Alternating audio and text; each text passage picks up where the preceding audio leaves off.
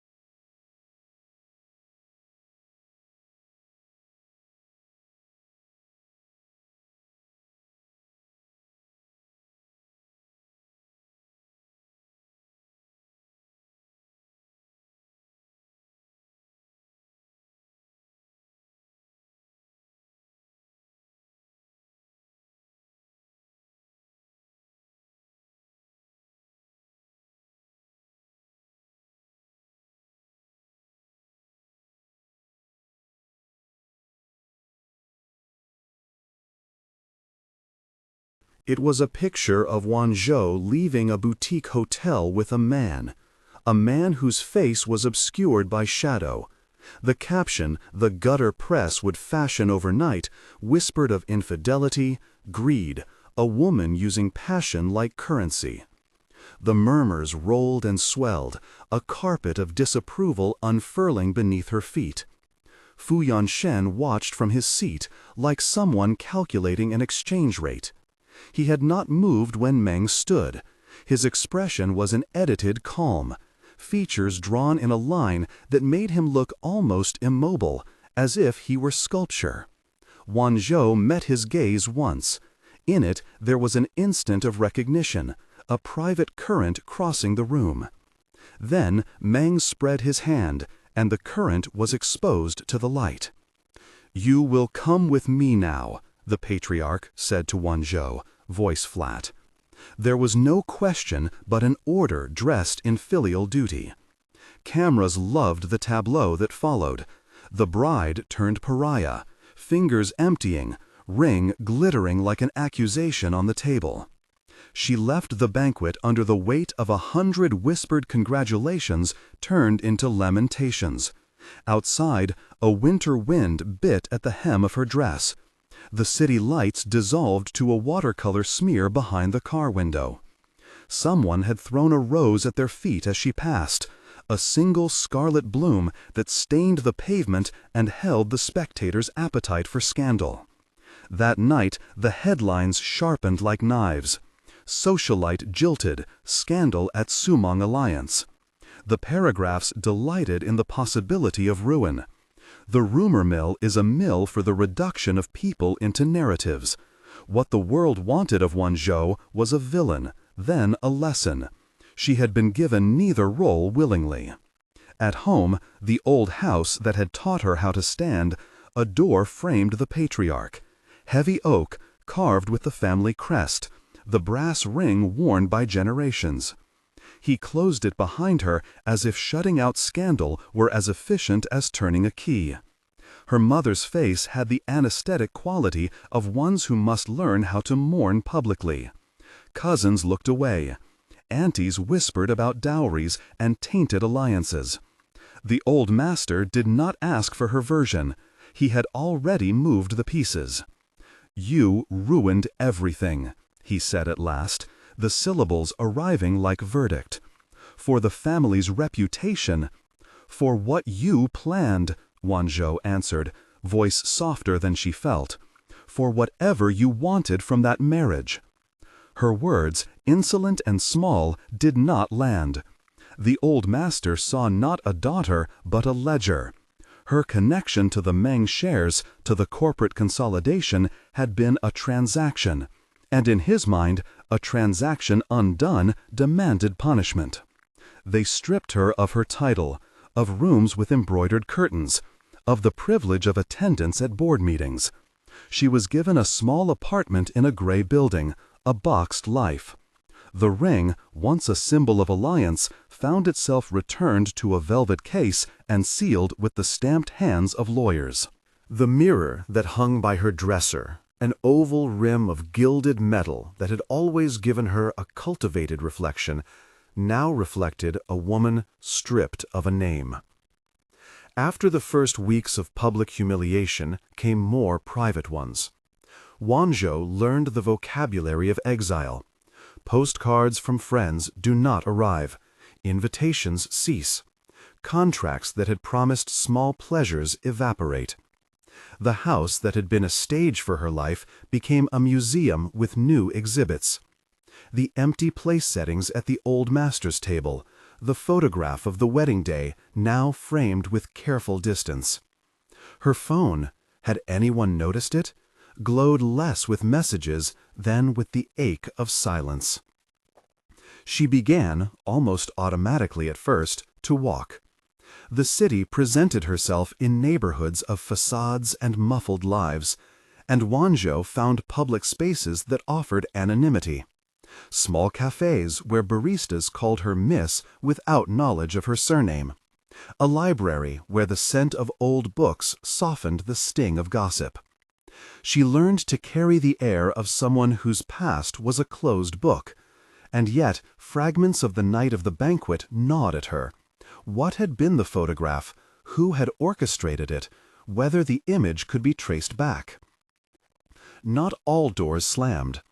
Uncle, a figure whose relation to the family was as circuitous as the arteries of the conglomerate, appeared at an improbable hour, as if he'd stepped out of one of those shadows that fell across the wealthy. He was not a man of the old master's immediate trust. Uncle had been a wanderer, an opportunist, a man with friends in low and high places both. He found her at the cafe where the espresso machine whistled like a small ship. "You look like you lost a battle," he said, words not cruel but exact. He sat opposite her with a calm that suggested practice. "But battles are tools of the war, Jo. You know how to fight?" She wanted to be angry, but anger needs purchase. "What would you know of fighting?" she asked. Uncle smiled, a small, careful crescent. "I know that people who think power is an inheritance are the most naive. Power is information, and information can be bought." He offered her a cigarette. She declined, and then a card.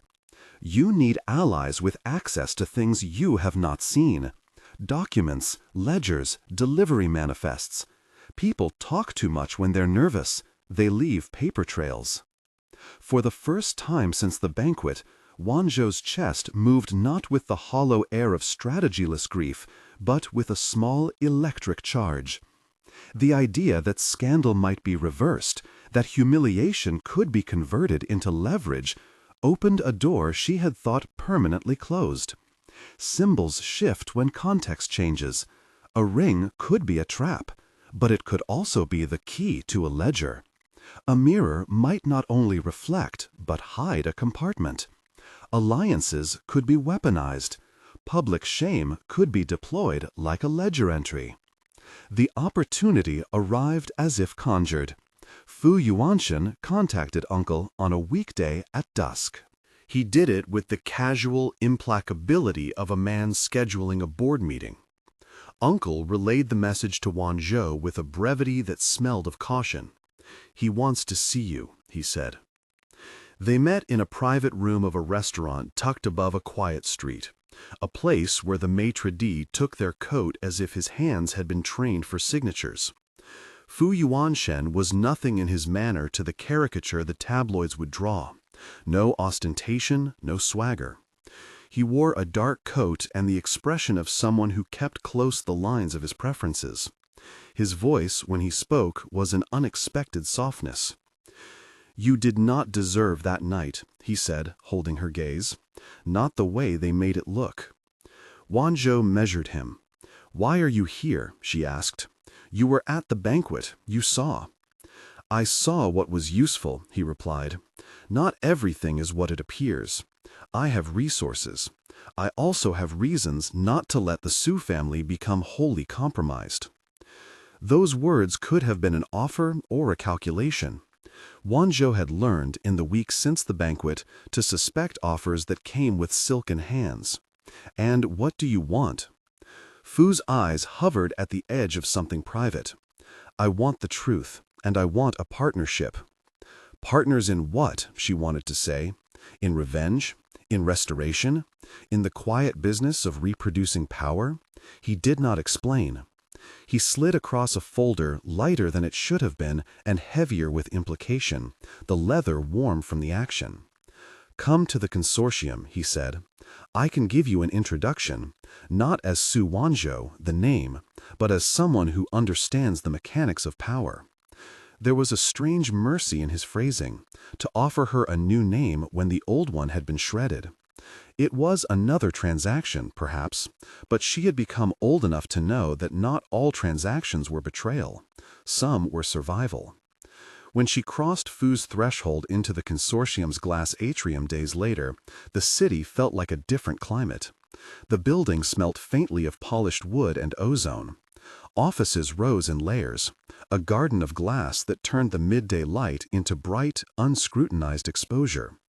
She was given a desk that looked out over the river, given a secretary who moved with a discreet, efficient smile, given access to meetings she had never attended.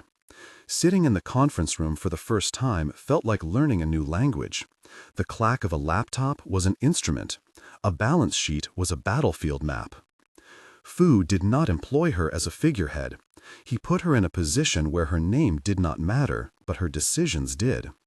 Learn the contracts, he commanded at their first closed-door meeting. Learn how shipments are scheduled. Learn the language of fines and force majeure. Know what an enclosed bill of lading implies. Know how shares are pledged as collateral. Wanzhou learned fast because she had the hunger of someone who had been removed from the feast. She devoured company memos like a linguist translating new verbs. Her confidant in those early weeks was Chi-Chi, a former assistant who had been with the consortium before Wanzhou arrived. Chi-Chi's loyalty was not sentimental, it was professional and therefore more reliable.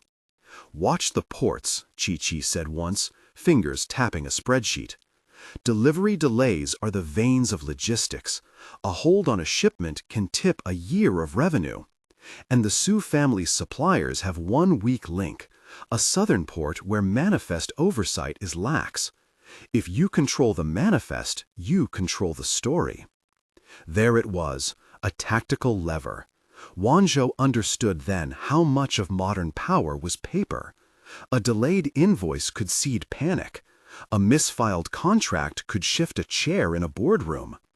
She began to attend to these small mechanics the way a chess player attends to pawn structures.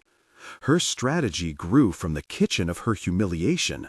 Not theatrical revenge, but structural pressure. If she could create economic strain, the old master would be forced to make choices that revealed more than he'd intended. Meanwhile, the rumor that had eaten her marriage continued to spread.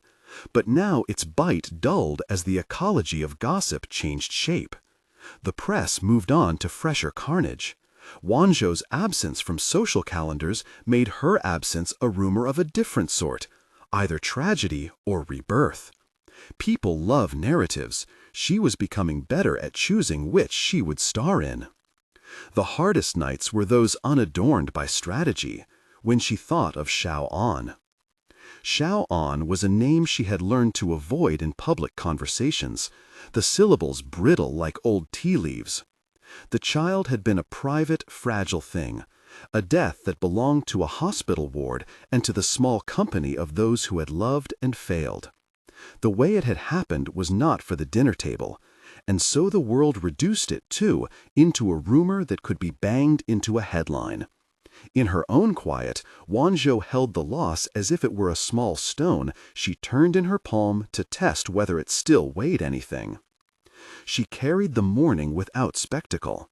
At night she dreamed of a small hand and then woke with the taste of salt.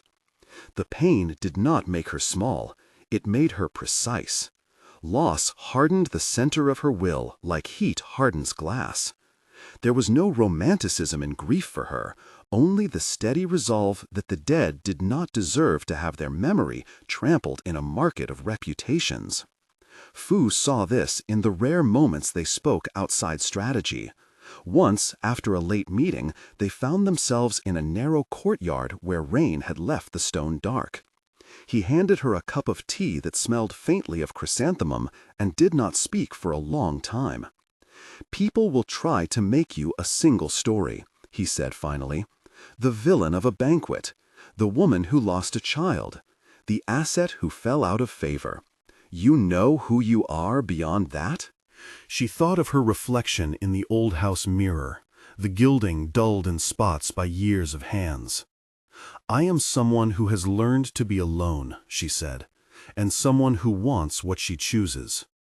He studied her as if measuring the angle of a cut gem. "Then choose carefully. Revenge is a commodity. It costs. Make sure you're willing to pay." She smiled in a way that was almost a grimace, a line of steel hidden under the warmth of the tea. "I have been paying for a long time. If I can make them pay, I might stop losing." Fu did not promise to be the sword or the shield. He promised something more dangerous, a partnership that was not always tender, but always effective. He gave her fragments, introductions to legal counsel who specialized in procurement law, an analyst who knew port schedules, a junior investigator who knew how to lift internal emails off servers without leaving obvious traces. His resources were not mercy, they were force multipliers. Her first move was modest and instructive. Wanzhou's team discovered a pattern of delayed shipments to the Meng family's textile suppliers. The delays correlated suspiciously with the timing of aggressive price adjustments in the market. It was not college debts dramatic, but it hinted at manipulation. Hold goods, force suppliers to accept worse terms. She orchestrated a controlled exposure, seeding a report of the delays to a trade journal with enough factual content to annoy, but not enough to prove. The reaction was immediate. The Meng family's board called for apologies. A supplier withdrew a favorable contract.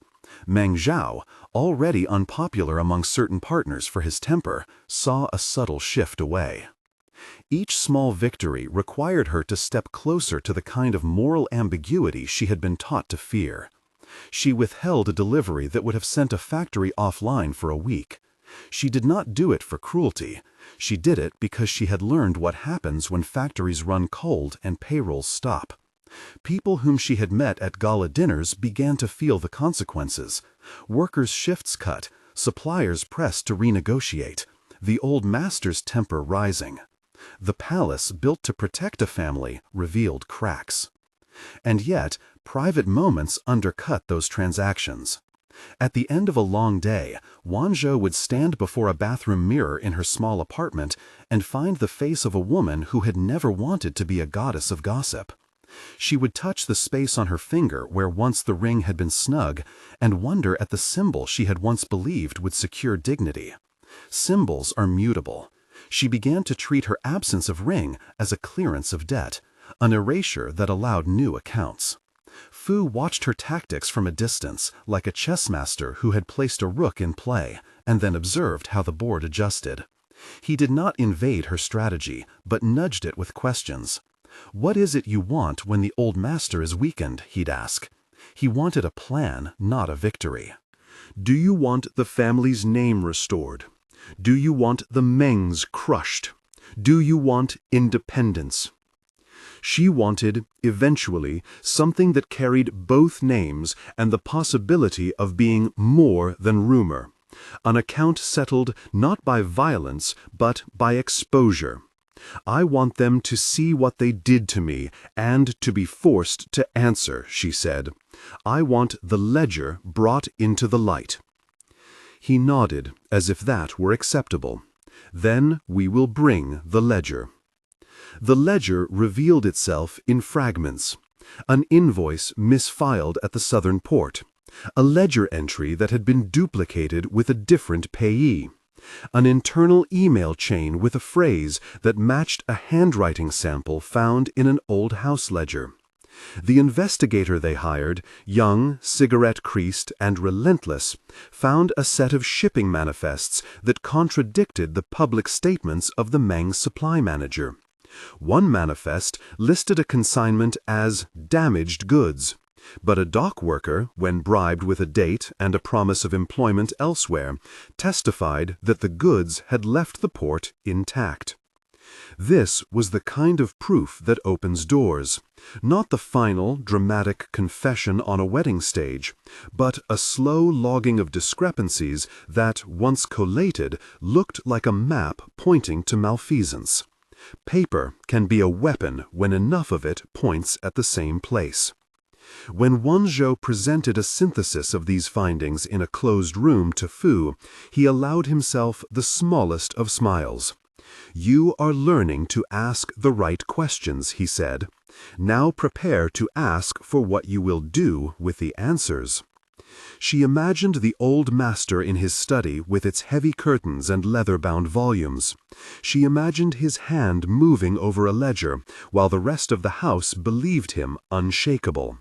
She could see the small, ugly truth. He had always believed reputation could be manufactured and managed. He had not accounted for what happens when the ledger is revealed, when the public can read the language that previously only accountants knew. The first hint of public exposure came not from a podcast or a tabloid, but from a quiet hearing at the city's trade commission.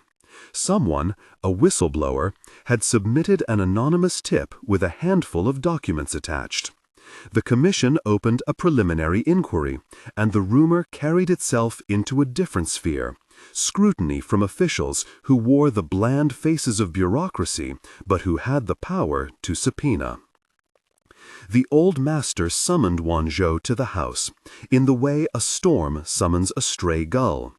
The house smelled of dust and the bitter citrus of formal meetings.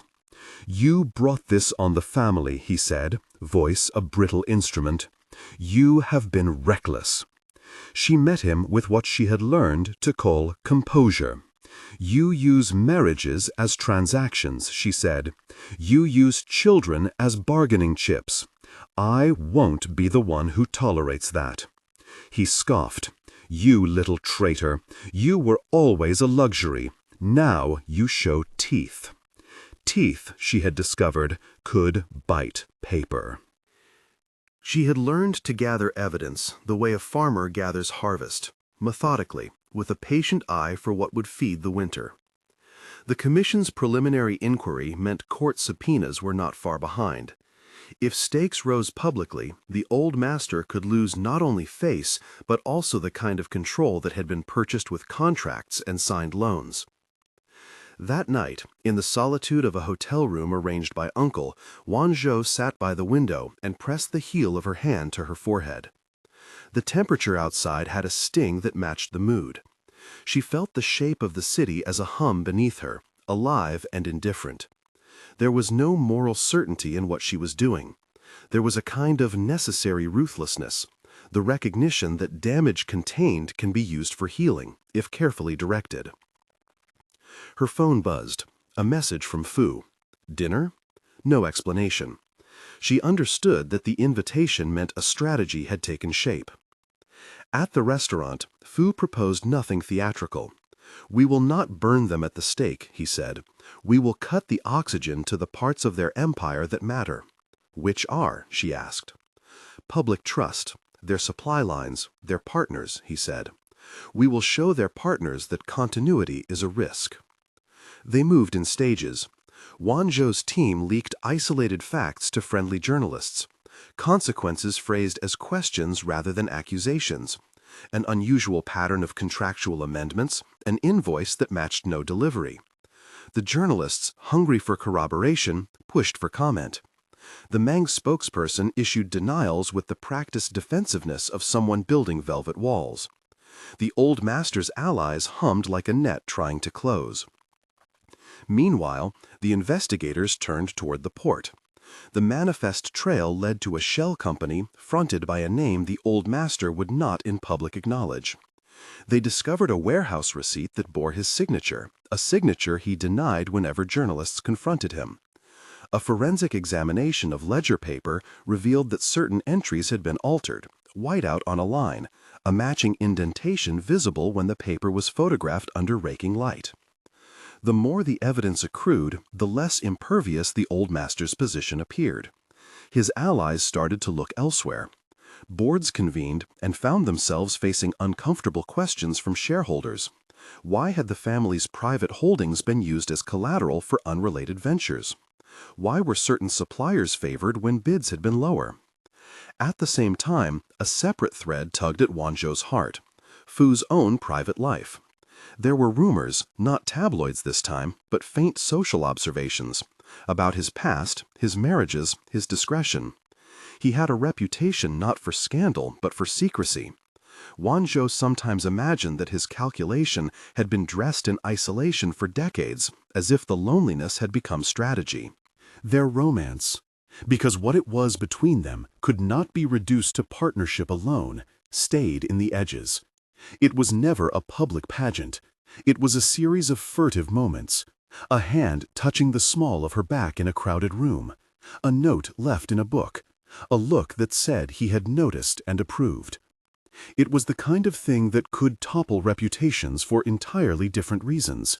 The existence of an attachment between two people whose alignment could reconfigure corporate alliances. If the world learned of their intimacy, the scandal would be reframed. The old master might use it to paint her as opportunistic, or worse, to suggest conspiracy. Yet in its privacy, it was a refuge, a place where she was not a ledger, but a person who could laugh sharply at a joke and not have the sound edited into a headline. Fu knew the danger. "This is not a love story for the papers," he said once, voice low enough that it belonged to the room. "If it helps our strategy, it will be used.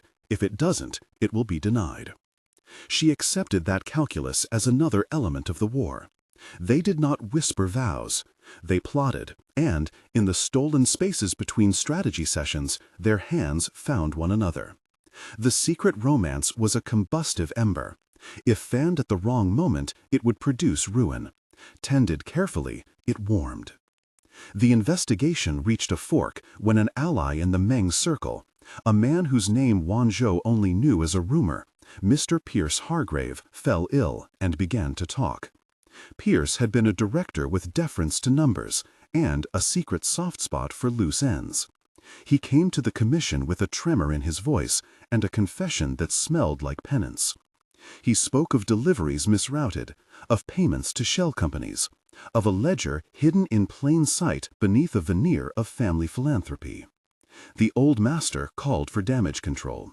He staged a public address where he vowed transparency and announced an internal audit, but the audit's existence only confirmed suspicion. Investors recoiled. Partners began to silently lean toward exits.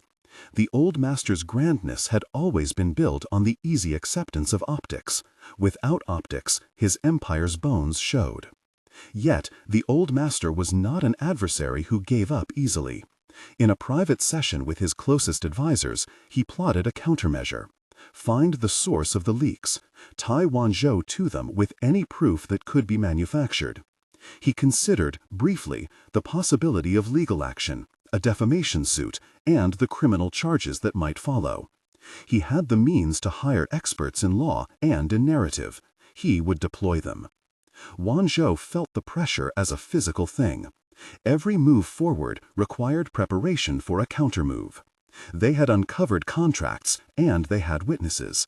Yet the old master's network had lawyers who could create fog. It was all the more necessary, then, to find the hinge that would collapse convenient denials, the ledger entry that could not be explained away, the signature that could be traced to an office where the patriarch had no plausible reason to be. The hinge emerged in a place no one had thought to look, the old house's dressing room, behind the mirror that had once reflected Wanzhou's engagement ring. During a late-night search, Uncle's suggestion, a casual remark about the house's older secrets, an operative from Fu's circle found a small compartment behind the gilded oval. Inside were folded receipts, delivery notes, a faded warehouse receipt with a stamp from the southern port. The discovery came with a feeling like stepping into sunlight after a long subterranean crawl. A single document, the warehouse receipt, bore the old master's signature and a notation in an accounting hand. Donation, special project. The notation was a cover for diversion. It was impossible to reconcile the scale of the shipments noted there with any philanthropic activity the old house had ever undertaken. Wanzhou held the paper stiffly, as if its edges burned. Her success in the years to come would be measured in how she wielded this paper. She did not raise it triumphantly before the cameras. Instead, she and Fu compiled a dossier, layered with corroborating evidence. A port worker's recorded statement, the matching ledger entries, email threads showing altered invoices. They prepared their reveal with the care of surgical professionals. Public humiliation had taught Wanzhou that spectacle could be cruel. She wanted exposure with a moral edge. They would not merely shame. They would present a scaffold of facts that the courts could not ignore. They would force the old master to answer not to gossip, but to law. On the morning the dossier went public, the city felt like a held breath ready to exhale. Headlines did not stagger the way they once had. They moved with the momentum of well-documented accusation. The Trade Commission scheduled a hearing. Shareholders convened emergency meetings. The old master's allies, once swift to defend, found their caution. In private, the old master raged and then retreated. He called Wanzhou names that made her lips press together. He offered bribes that smelled faintly of apology and threat. His rage was a blinking sign that the balance had tipped. Wanzhou watched his maneuvering with a calm she had learned in solitude. She had not asked for pity. She did not want it. She wanted a verdict. The city, which loved spectacle, now watched a different drama, the slow dismantling of a constructed reputation. The secret romance that had been her refuge remained secret in public, but those who followed the case knew of the partnership between Wanzhou and Fu. Some believed it to be cynicism, some believed it to be alliance, some whispered that it was betrayal. When the commission released its initial findings, that there was probable cause to investigate misappropriation of funds and contract manipulation, the old house's foundations were shaken. The old master, for all his dignity, found himself summoned not by cameras but by subpoenas. In the corridor outside the hearing room, Wanzhou stood for a moment alone. The mirror embedded in the wall reflected her pause, a woman who had been stripped of a ring and had learned to keep her own counsel. Her hand brushed the space where the ring had once rested, and she felt not loss, but the cold of determination. At the hearing, Pierce Hargrave's testimony held like a fragile truss. He spoke of ledger notes and private phone calls. The Meng family, reeling, issued denials and then implausible condemnations. The old master spoke in vague defenses that rubbed raw against the tightness of paper. When the hearing adjourned, the cameras found Wanzhou and followed her outside, into a drizzle that smelled of wet asphalt and the city's pulsing impatience. A journalist pressed a microphone toward her. "Do you feel vindicated?" he asked, snap of cold professionalism in his tone. She looked at him without burden. "Vindication is not a feeling," she said. "It is consequence. I want consequence." The question that followed, about her relationship with Fu Yuanxin, hovered like an insect's hum. She deflected with a practiced neutrality. "Private matters are for private rooms," she said. "This is about truth." For a moment the world paused and considered whether the private could be separated from the public. Then it moved on to analyze the next headline, the next scandal. But some things had shifted irrevocably. Families who had once feigned unity found their ties frayed. Share prices wavered. The old master's dining table no longer had the same quiet authority. Yet the climax of Wanzhou's campaign was not a single public humiliation of her enemies on a stage for cameras. The real culmination would be the point at which insiders turned and the law found enough to act. That was still to come. In the immediate aftermath, Wanzhou had small celebrations. Suppliers who had been pressured came to testify. A once distant cousin in the Su family reached out with an apology that tasted of self-preservation, but still carried the fragile warmth of reconciliation. She allowed herself one private indulgence that night, a late walk back to the river. The air held the smell of wet stone and the rising steam of tea-houses. Fu met her there, without the trappings of office.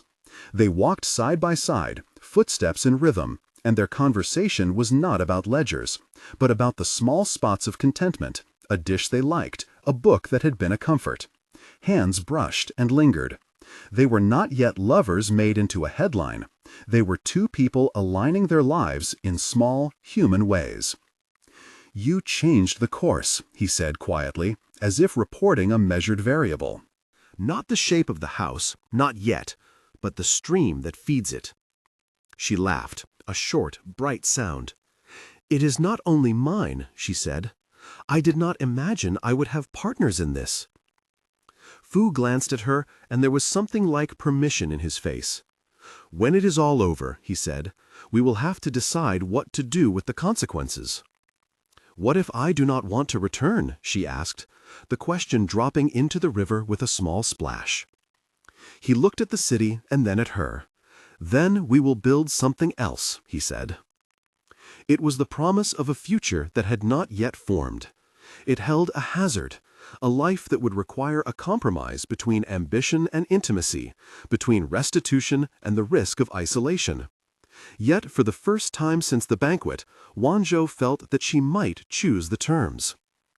Beneath that fragile optimism, the old master schemed. He called in favors, sent emissaries to other families, tried the old methods: gifts, threats, manipulations of narrative. The case against him became a war of attrition. He had a stubborn resilience, and he deployed it like a tactic: delay till evidence cooled, exhaust the pursuers, fracture alliances with promises and bribes. He did not realize that some of the people he had counted as loyal had realized the cost of fealty. They began to hedge. One night, as rain licked the windows of the old house, Wanzhou received an anonymous package at her small apartment. Inside, folded between tissue paper, was a single photograph. It was taken years ago, before the banquet, in a garden where Wanzhou had once laughed with someone who had not yet been turned into rumor. In the corner of the photograph, a smudge, as if someone had tried to erase a line, betrayed intention. There was no note. She should have been unsettled. Instead, she cradled the photo, a relic of a life before strategy, and felt something like a memory of heat. It reminded her that while the city and the law were arenas for justice, her own wound had once been a simple human one: the desire to be known and loved without ledger entries. The dossier's release continued its work. The Trade Commission's preliminary findings matured into formal charges. The old master faced an indictment that framed a corporate malfeasance that few had expected him to commit. In court, credentials would be tested, witnesses cross-examined. The game had moved from gossip columns to legal documents, a migration Wanzhou had insisted on because it meant consequences that the tabloids could not deliver. And then, in the thin light of a courtroom morning, as lawyers argued and cameras recorded the slow, solemn movement of evidence, Wanzhou felt, for the first time in months, the strange relief of consequence. She had not wanted spectacle for its own sake. She had wanted resolution that could stand in a ledger and be counted. When the judge referred certain items for criminal inquiry, when subpoenas were issued for bank accounts previously thought private, when the old master's allies began to whisper about contingency plans, Wanzhou understood that a reversal had started. But endings in her world were rarely neat. The old master, in private, still had the capacity to corrode the edges of evidence, to delay, to call in favors. Meng Zhao, exposed as a man willing to break a promise for leverage, planned reclamations in the shadows. And somewhere, a photograph hidden in tissue, some small thing that had nothing to do with law, reminded Wanzhou of the private wounds that had first propelled her. She had the law. She had the documents. She had an enigmatic partner who kept his hands careful and his motives insulin precise. What she did not yet have was certainty about what it would cost to win. The social world watched the drama with the appetite it always had for reversals. Some called her a heroine, some, worse, a manipulative social climber. At home, her mother sat in the dim light of a parlor and read clippings with a patience that suggested the work of someone reading the weather to plan voyages. "You must prepare for the backlash," her mother said once, voice flat as parchment. "They will come after you." Wanzhou looked at her mother and saw the lines of a woman who had once believed in order. "Let them come," she said, and for the first time her tone carried no pleading. It carried a readiness that had been earned in private grief and in public calculation. Outside the city's courtrooms and boardrooms, the secret romance continued to breathe in the spaces where light was softer. It was not always tenderness. Sometimes it was a strategic arrangement inside their quieter hours. Plans whispered into pillows, arguments that cut like a scalpel and then healed with silence. They learned the cost of intimacy in a world that loved spectacle. When at last a piece of evidence, the one that would be the hinge for public testimony, was scheduled to be presented, it was not in a television studio, but in a small hearing room, a place with fluorescent lights and chairs that creaked. The warehouse receipt and the port manifest were there. Witnesses who had once been frightened to speak now answered under oath. The old master watched with the hardness of a man who had been given a mirror and discovered the blemish was on the glass, not the reflection. Wanzhou sat beside Fu as the narrative took its judicial shape. The hearing was a slow machine, methodical and dull-seeming, while outside the city churned with gossip. Inside, however, the mechanism of truth worked. The more the ledger was examined, the less it could withstand. The old master's voice, once thunderous at banquets, was reduced to bureaucratic defenses and the rattling of counsel. After the hearing, as the press huddled for comment, Wanzhou did something she had not done since the banquet. She let the ring's memory be an honest ache. She thought of what it had once promised, and of how promises can be bought and sold. For a moment she entertained a strange peace, the thought that whether or not the old master fell, she had found some degree of agency. Yet as the city prepared for judgment, a new card appeared, a letter delivered to Fu's office, unsigned, the contents short and precise. "We know who you are with her. Publicize and everything collapses." Blackmail, then. The old master's allies had not been idle. They had always counted on the scandal of private romance to distract and destroy. The threat did not surprise Wanzhou, but it landed like a sharp stone in a window. She and Fu considered the options: disclaim, deny, or preempt. Each had costs. Denying might be overtaken by proof. Preempting, revealing the relationship on their terms, risked giving the old master the weapon he wanted.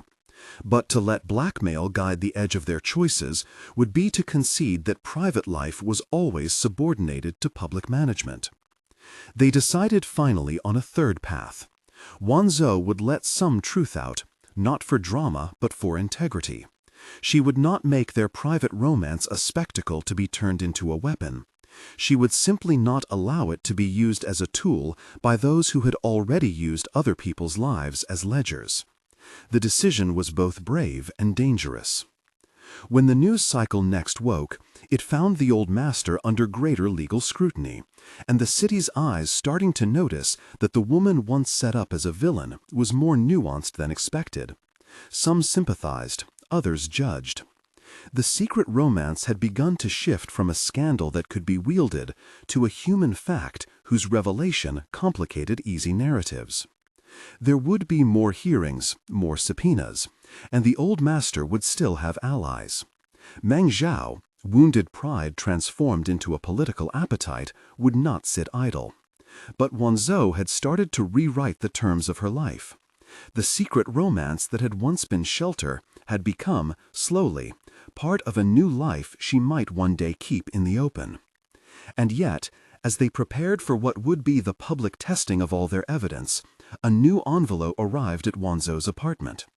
The handwriting on the envelope was her own, from years ago, the kind of scrawl you only see on cards meant for people you loved. Inside was a photograph of a small hand clutching ribbon and a single sentence in the margin: "Some things are worth keeping private." The photograph was of Xiao An. Wanzhou stared at the picture until the ink blurred. The case, the commission, the hearings, all of it receded for a moment to a point inside herself where grief and strategy had always intersected. She folded the photograph and slipped it into a drawer where the ring had once lived. The photograph's presence was a reminder that the human cost of her campaign was not abstract. Outside, the city continued to hum with the logic of markets and cameras. Inside, Wanzhou breathed, felt the space between her ribs, and prepared for the next move. The ledger had been found. The port had yielded its papers. The old master's defenses had a brittle quality. But in the world she inhabited, victories rarely closed neatly. There would be countersuits, renovations of narrative, perhaps legal battles that could take years. She turned the decision over in her mind. To expose everything and risk love becoming collateral, or to harness consequences carefully and hold something fragile safe. The choice was not simply strategic, it was moral and it was private. When she next met Fu at a rooftop garden where the city spread like a map below them, he took her hand with a measured, deliberate tenderness. "We will go forward," he said, "not for vengeance, but for the truth. And then whatever. Together." She looked at the skyline, at the way lights blinked like a ledger of small lives. "I want the truth," she said. "I want consequence. And after that, I want to know I made the right choices for what I kept." He squeezed her hand. "Then let us be careful about what we reveal and what we hold," he said. "Justice is not always loud." As the two of them stood above the city, the secret romance that had been their refuge glowed softly like an ember. It had already shaken high society by virtue of its very existence. The truth about its depths and its loyalties would be the hinge that opened or closed more doors. Wanzhou felt the weight of that hinge like a promise and a threat. Below them, the old house sat like an island, its windows reflecting a world that had begun to ask inconvenient questions. The court dates loomed. The ledger's pages were not yet exhausted. Outside, the city turned, indifferent and inevitable. Wanzhou breathed, feeling grief and resolve coil together like rope. She had been forged by scandal and sorrow into someone who knew the language of contracts and the meaning of intimacy. The road ahead led through hearings and counters, through the risk of exposure and the slim possibility of restitution. She had already reversed the arc of shame into an engine of accountability. As rain began to fall, soft at first and then harder, Fu and Wanzhou descended from the rooftop into the corridor that led back into the quiet hum of their constrained lives. There were more moves to make, more evidence to secure, more testimonies to coax from frightened mouths. The case would not be decided by romance or by elegant speeches. It would be decided in rooms where paper was the law and people had to answer. She kept the photograph of Xiao'an in a drawer, a small, private altar to a loss that would never be turned into a headline. The secret romance, now less secret in its consequence, had already shaken the towers of high society. What remained was to see whether it would rewrite the ledger for good. And somewhere in the house, the old master paced, counting steps as if they were ledgers. He had his own moves left.